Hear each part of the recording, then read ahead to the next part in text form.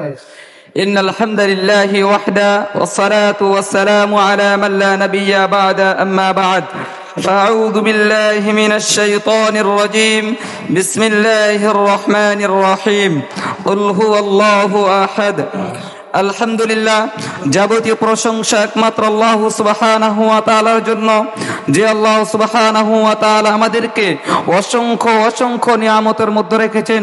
সে আল্লাহ সুবহানাহু ওয়া তাআলার প্রতি আমরা অন্তরস্থল থেকে আমরা শুকরিয়া জ্ঞাপন করি। আমরা সকলে বলি আলহামদুলিল্লাহ।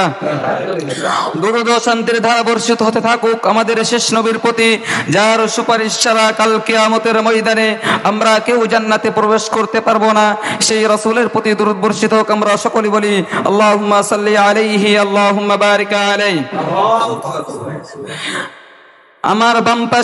আমার ডান পাশে বিচারক মণ্ডলী এবং সামনে জ্ঞান পিপাসিত ছাত্র ভাইয়েরা, আজকে আমার বিষয় দেওয়া হয়েছে ঈদে মিলাদুন নবী, অর্থাৎ রাসূল সাল্লাল্লাহু আলাইহি ওয়াসাল্লামের জন্ম সম্পর্কে।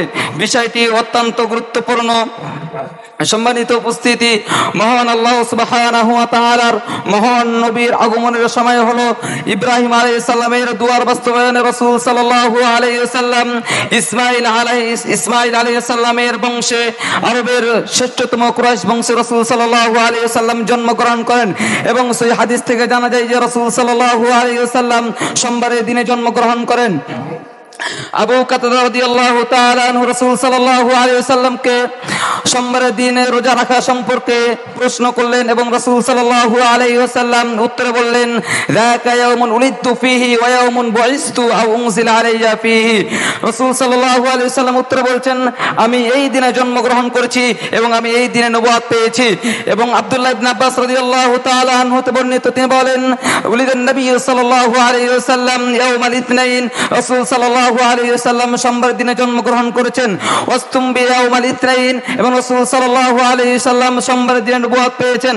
এবং ওয়াতওয়াফি ইয়াউমাল ইসনাইন, এবং রাসূল সাল্লাল্লাহু আলাইহি ওয়াসাল্লাম সোমবারের দিনে ইন্তেকাল করেন। وخرج مهاجرا من مكة إلى المدينة يوم الاثنين، এবং রাসূল সাল্লাল্লাহু আলাইহি ওয়াসাল্লাম সোমবারের দিন মক্কা থেকে হিজরত করে মদিনায় রওনা করেন। وخرج مهاجرا من مكة إلى المدينة وقدم المدينة يوم الاثنين، এবং রাসূল সাল্লাল্লাহু আলাইহি ওয়াসাল্লাম সোমবারের দিনে মদিনায় পৌঁছেন। ورفع الحجر الأسود يوم الاثنين، এবং রাসূল সাল্লাল্লাহু আলাইহি ওয়াসাল্লাম সোমবারের দিনে হাজর আসওয়াদ উত্তোলন করেন।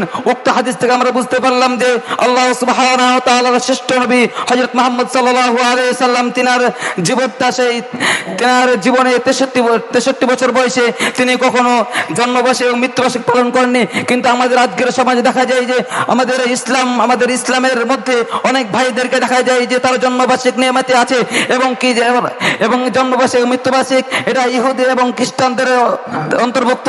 এবং রাসূল সাল্লাল্লাহু আলাইহি ওয়াসাল্লাম বলছেন, মান তাশাব্বাহা বিকওমিন ফাহুয়া মিনহু, যে ব্যক্তি কোনো কওমের সাথে সাদৃশ্য রাখে সে তাদের অন্তর্ভুক্ত হয়ে যায়। এবং রাসূল সাল্লাল্লাহু আলাইহি ওয়াসাল্লাম এর জন্ম তারিখ এবং কোন মাসে মৃত্যুবরণ করেছেন সে সম্পর্কে অনেক মতভেদ রয়েছে।